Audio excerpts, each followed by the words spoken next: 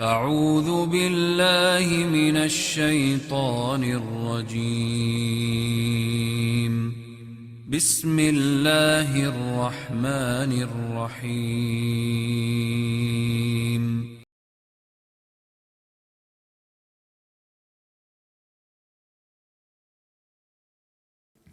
Taib, berikutnya kalau imam batal di tengah jalan, lagi solat isya rakaat kedua batal, buang angin misalnya, ya, dia tahu dia buang angin, mungkin yang lain enggak dengar tapi dia tahu ya.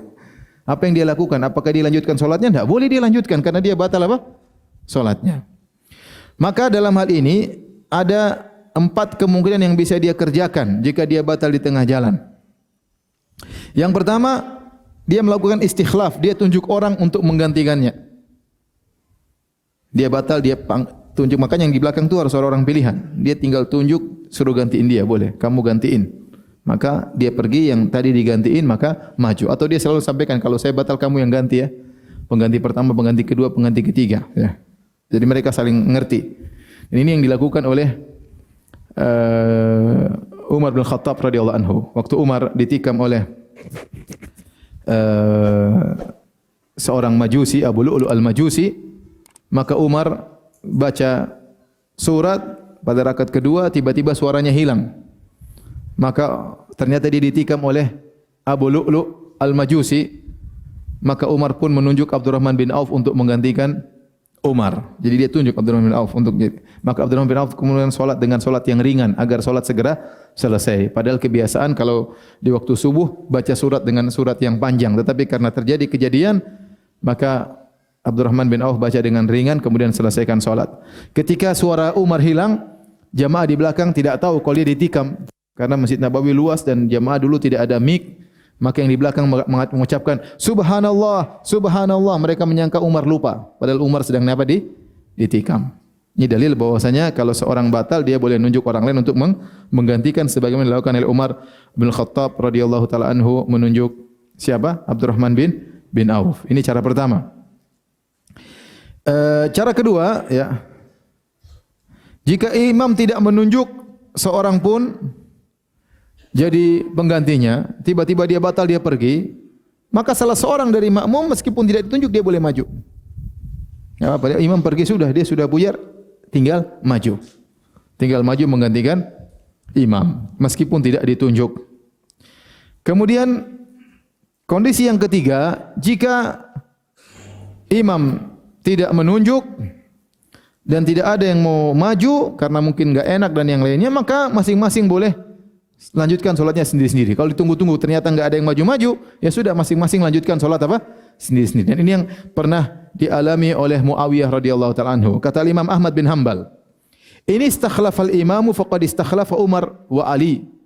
Ya, kalau imam batal maka dia boleh menunjuk penggantinya sebagaimana Umar dan Ali. Umar menunjuk orang yang menggantikan, Ali juga menunjuk orang yang menggantikannya. Wa in sallau wahdanan, kalau ternyata imam tidak menunjuk maka masing-masing jamaah salat sendiri-sendiri menyempurnakan. Waqad faqad tu'ina Muawiyah wa sallan nas. Muawiyah waktu ditikam maka orang salat sendiri-sendiri. Jadi kisahnya Muawiyah ini radhiyallahu ta'ala anhu, ada 3 orang Khawarij, mereka berkumpul. Mereka ingin membunuh sahabat-sahabat Nabi sallallahu alaihi wasallam. Khawarij tersebut, 3 orang tersebut adalah Abdurrahman bin Muljim yang membunuh Ali bin Abi Thalib. Kemudian satunya kalau enggak salah Bakar bin Abdillah atau siapa ya, dia yang membunuh, yang ingin menikam Muawiyah. Yang kemudian yang ketiga adalah Amr At-Tamimi yang dia membunuh Amr bin As. 3 orang ini berkumpul ya, atau Al-Barak bin Abdillah. Kemudian Amr At-Tamimi, 3 orang ini, Abdurrahman bin Mujim, Barak bin Abdillah, kemudian Amr At-Tamimi, mereka berkumpul dan mereka bersumpah, kita akan membunuh 3 orang penjahat besar di dunia ini.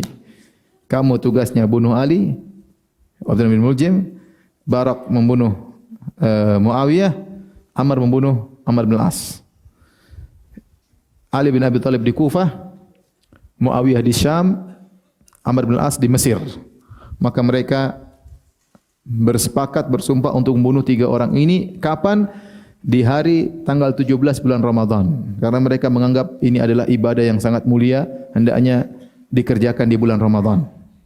17 bulan Ramadan. Ya. Oleh karena orang Khawarij begitu, mereka menyangka membunuh kaum muslimin itu jihad yang luar biasa dan langsung membuat mereka masuk dalam surga. Sehingga terkadang mereka ngebom di masjid. Ini sudah hal yang biasa, sejak zaman dahulu juga sudah ada. Akhirnya 3 ini pergi, yang satu ke Kufah, yang satu ke Mesir, yang satu ke Syam. Abdurrahman bin Muljim hendak membunuh Ali. Maka dia simpan pisaunya, kasih racun, ya, 40 hari dikasih racun. Kemudian kebiasaan Ali bin Abi Thalib sebelum subuh keluar membangunkan orang untuk salat. Maka kemudian pas Ali keluar, maka dia tikam Ali di kepalanya sampai darah mengalir ke jenggotnya. Dan ini sudah pernah dikabarkan oleh Nabi SAW bahwasanya kau akan meninggal dengan cara demikian. Maka Ali bin Abi Thalib pun mati syahid, ya, dibunuh oleh Abdurrahman bin Muljim. Sebelum meninggal Ali mengatakan, kalau saya mati gara-gara tikaman ini, maka jangan kalian melakukan muslah, jangan kalian cincang Abdurrahman bin Muljim, karena Nabi melarang, ya. Nabi melarang. Intinya yang kedua adalah Amr At-Tamimi hendak membunuh Amr bin Al-As. Qadarullah, pada hari tersebut Amr bin Al-As sakit. Maka dia suruh penggantinya Kharijah untuk jadi imam. Maka Kharijah keluar untuk salat subuh, maka ditikamlah oleh Amr. Yang ternyata yang mati Kharijah bukan Amr bin Al-As. Maka tersebutlah suatu pepatah, ada yang mengatakan Amr bin Al-As mengatakan, arata amran fa aradallahu Kharijah. Kau ingin bunuh Amr bin Al-As, tapi Allah berkehendak yang meninggal siapa? Kharijah. Kenapa? Dia rupanya sakit, disangka imamnya Amr bin Al-As, ternyata bukan. Akhirnya yang meninggal Kharijah. Yang ketiga Muawiyah. Muawiyah menjadi imam salat, jadi semua dibunuh salat subuh, subhanallah. Salat subuh 17 Ramadan, ya. Khawarij, ya. Ya, mereka menyangka membunuh para sahabat ini dapat pahala luar biasa. Tatkala mereka ingin membunuh Muawiyah, ternyata Muawiyah penjaganya banyak. Akhirnya dia tidak mampu, maka dia pun menikam, kalau tidak salah mengenai pantatnya Muawiyah atau di atasnya sedikit. Maka Muawiyah lagi ruku atau lagi sujud ditikam, maka dia tidak bisa melanjutkan salat, maka dia mengatakan kepada para jamaah, atimu salatakum, salat sendiri-sendiri. Maka akhirnya mereka salat sendiri, tidak ada yang menggantikan apa? Muawiyah. Terus Muawiyah mengatakan, apakah ditanya sama orang yang ahli, apakah ini pedang atau pisau ini ada racunnya? Ternyata dicium enggak ada racunnya. Akhirnya Muawiyah selamat, tidak meninggal gara-gara tikaman tersebut. Paham? Tapi intinya maksud saya, Muawiyah waktu ditikam tidak ada orang yang menggantikannya, tapi masing-masing salat apa? Sendiri, ya. Jadi kalau menjadi suatu kasus imamnya tahu-tahu pergi, yang lain juga semua bingung, ini gimana? Woi, sudah, ente salatnya sendiri selesaikan. Salatnya sendiri selesaikan, tidak mengapa. Atau kemungkinan yang keempat, kalau seorang imam batal, maka dia boleh suruh makmum tunggu. Dia boleh suruh makmum apa? Tunggu, ya. Dan ini pernah terjadi kepada Nabi SAW. Saya bacakan hadisnya dari Abu Bakrah radhiyallahu anhu, diriwayatkan oleh Abu Daud dan disahihkan oleh Syekh Albani rahimahullahu taala, anna Rasulullah SAW dakhala fi salatil fajar. Rasulullah SAW Allahu Akbar, takbir salat subuh. Tiba-tiba fa'auma bi yadihi an makanakum. Tiba-tiba Nabi bilang, makan, tenang, jangan pergi. Nabi pulang ke rumah, Nabi mandi junub, kemudian Nabi keluar, wa ra'suhu yaqturu, dan airnya masih mengalirkan air, kemudian Nabi fasalla bihim, Nabi lanjutkan salat, ya. Jadi Nabi rupanya waktu Allahu Akbar, Nabi lupa ternyata dia belum mandi apa? Junub. Kata Nabi, tunggu. Nabi ke rumah mandi, kemudian Allahu Akbar. Jadi ini juga boleh seperti ini. Bukan cuma batal buang angin, ini mandi apa? Mandi junub. Dan ini pernah terjadi pada seorang imam di masjid, namanya Imam Ali Al-Huzaifi, Syekh Ali Al-Huzaifi. Dan ini sampai ramai waktu itu di YouTube. Jadi Syekh Ali Al-Huzaifi hafizahullah taala, dia salat Allahu Akbar di Masjid Nabawi. Allahu Akbar. Semua orang takbir Allahu Akbar. Tidak lama kemudian rasanya dia batal. Kemudian dia mengatakan intaziru daqiqah. Tunggu sebentar. Tunggu sebentar. Kemudian dia pergi. Itu jamaah ada yang lihat ini. Sampai heboh waktu itu. Terus dia kembali lagi. Setelah dia wudu kembali lagi lanjut Allahu Akbar, dia lanjutkan salat. Itu sampai heboh. Ini imam kok begitu, ada yang mencela, ada yang menghina. Ini menunjukkan Syekh Ali Hudzaify orang yang faqih. Dan dia ngajar di Masjid Nabawi, dia bukan orang bodoh, dia tahu apa yang harus dia lakukan. Ternyata justru itu yang benar.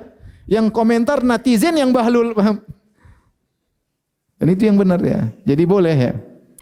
Tapi kalau saya, mending saya suruh orang lanjutkan daripada nunggu saya mandi junub. Karena Nabi rumahnya kan dekat, rumah Aisyah, tinggal balik sebentar, kemudian balik mandi, bisa langsung lanjutkan apa? Salat ya. Jadi ini yang bisa dilakukan oleh seorang imam kalau dia batal di tengah jalan. Dia bisa nunjuk orang gantikan, atau kalau dia tidak tunjuk bisa ada makmum yang maju. Kalau enggak, makmum bisa melanjutkan salat sendiri-sendiri sampai selesai. Ya, atau kalau terjadi suatu dia wudu, dia balik lagi.